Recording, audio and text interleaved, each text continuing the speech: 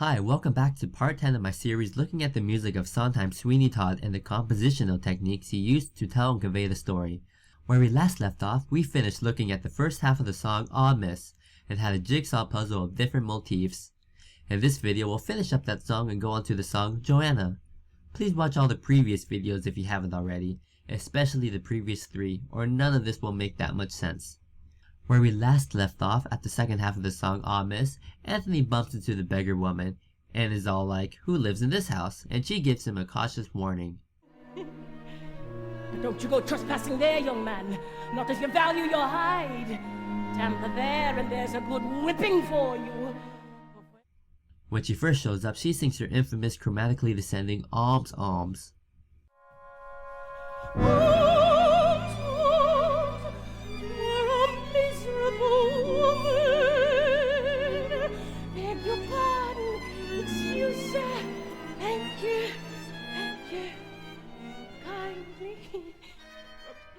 Although it is merely a descending line, a chromatically descending line stems from a long history of association with death. It stems from one of the first laments in the history of opera, Dido's Lament from Dido and Aeneas, the opera by English composer Henry Purcell, completed around 1688. In this scene, Dido's beloved, Aeneas, leaves her, and she sings the song before she herself dies.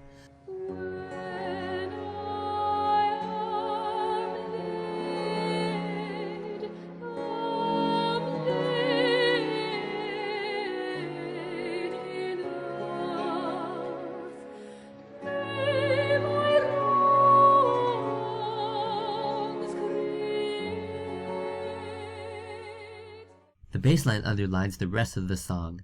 You may have heard Dido's Lament before, most famously in Band of Brothers. This descending motif is what is referred to as the lament bass, used all the way from Beethoven to Chopin to Green Day's Brain Stew. I'm having trouble trying to sleep. I'm counting sheep but running out. And now, here we have the beggar woman lamenting with this famous motif. And now we wonder, is she lamenting somebody else's death? Or she's warning of upcoming death? Or perhaps even her own death? Anyways, the beggar woman explains to Anthony that Judge Turpin's ward, Joanna, lives in this house. As soon as she starts explaining who it is, we hear this musical underscoring. That's Joanna, this pretty little ward. Don't you go trespassing there, young man, not if you value your hide. Tamper there and there's a good whipping for you, or for any young man with mischief on his mind. Hey, it is the same melody that we've heard in the previous 3 songs, specifically this section. This is the 5th variation of this motif we've heard. We first hear it in Poor Thing. He had this wife, you see. And in the same song, we have an inversed upside-down mutation of it. So they merely shipped the port lighter off. Then in Greenfinch and Linnet Bird. Greenfinch and linnet bird. Then Ah Miss. Look at me, miss, oh look at me, please. And finally, Here We Are Now. It is actually the entirety of Joanna's Greenfinch melody.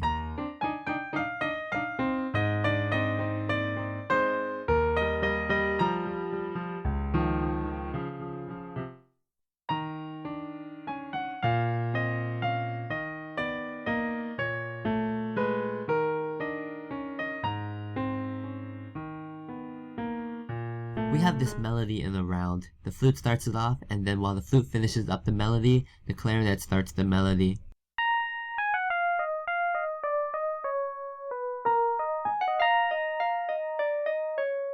Like early in this song and in the previous video, how we had the counterpoint of different themes, now we have the combining of this Joanna theme and Lucy, the beggar woman's theme. Because right underneath this Joanna melody, we have the strings playing the beggar woman's chromatically descending motif. This shows a connection between Joanna and the beggar woman's lament. I'll highlight it for your listening convenience. That's Joanna, this pretty little ward. Don't you go trespassing there, young man, not if you value your hide. Tamper there and there's a good whipping for you, or for any young man with mischief on his mind. From the end of the song, we go straight into the next song, Anthony's song, categorized as an I want song, and he sings about Joanna. The main thing I want to point out are the huge leaps and wide open spaces between the notes and the chords. Like what I've said in so many previous videos, Mrs. Lovett's and Sweeney's songs have notes and phrases that have small steps and leaps of mainly seconds and thirds, and this is reflective of the medieval hymn of death, the Dies Irae, which is heavily featured in the musical. Joanna and Anthony, on the other hand, are not associated with death and justice, as they sort of have their own little subplot going as well. So listen to these wide open spaces and huge leaps.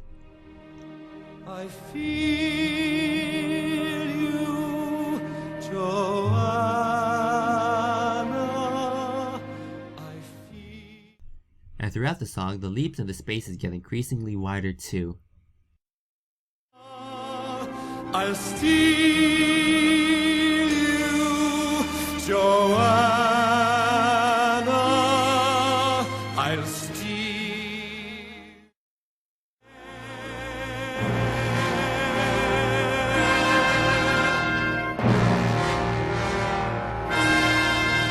I feel you, Joanna,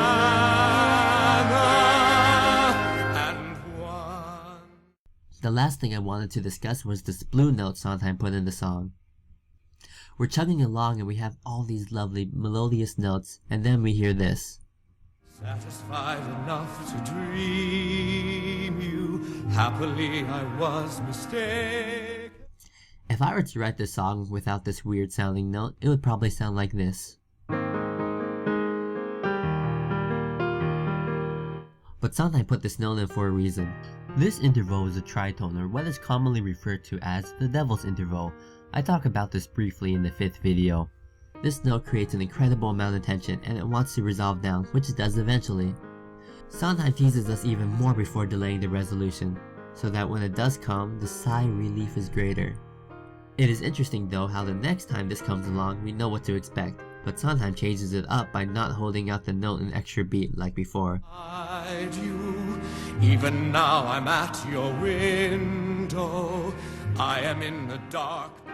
Well, that's it for this song in this video. Thank you for watching.